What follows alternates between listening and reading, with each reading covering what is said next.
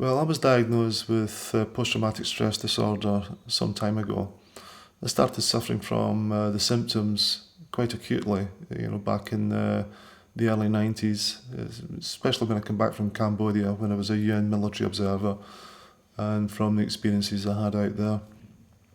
And at that time, the trauma associated with conflict was not widely spoken about, although it's portrayed in certain movies and things like that.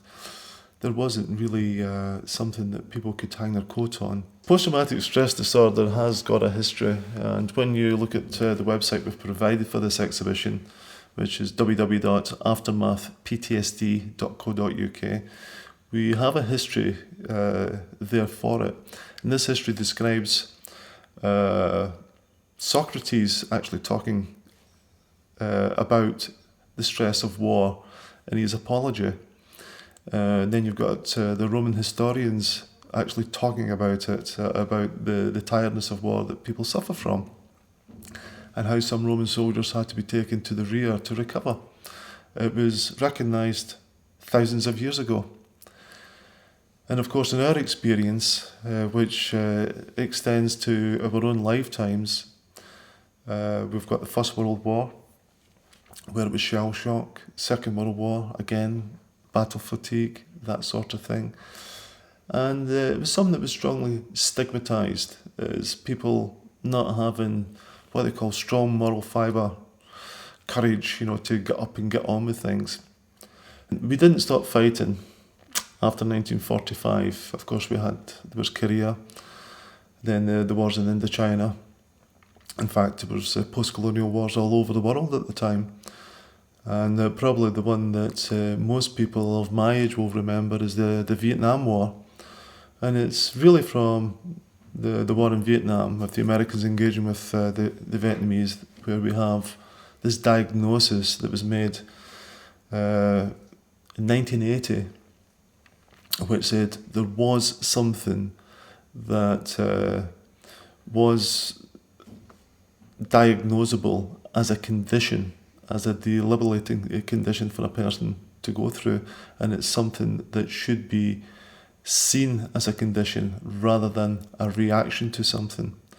So hence the term, the label, post-traumatic stress disorder, the D in the label, disorder, being the operative word, and that's the one that it's linked into, getting treatment for, and so on and so forth.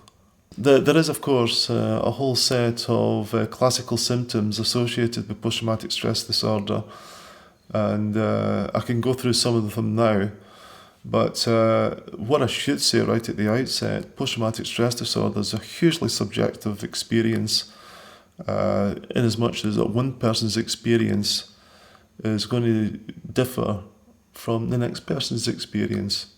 So it's how it's taken by the person and how it's felt by the person.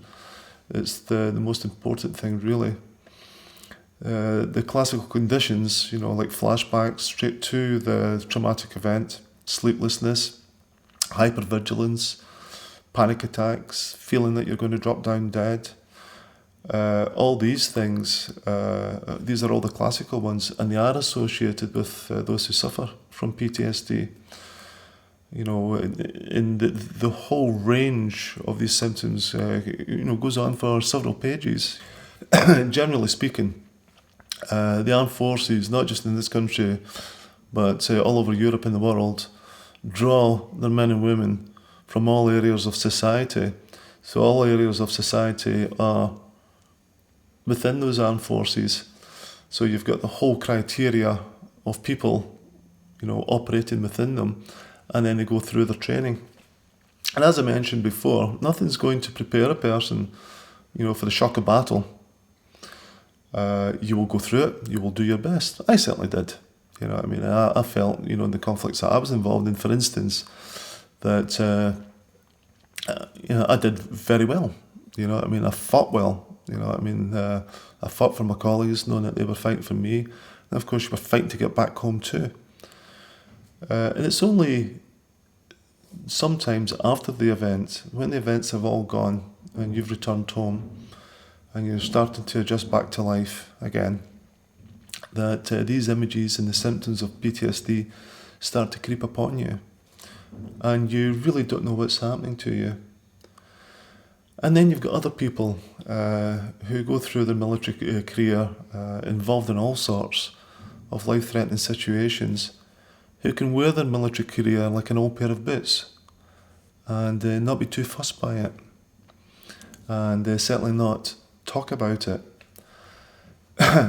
But by and large, what I can say from what I know about the condition and from the people I've met, I would say that everybody is susceptible to the traumatic consequences of conflict.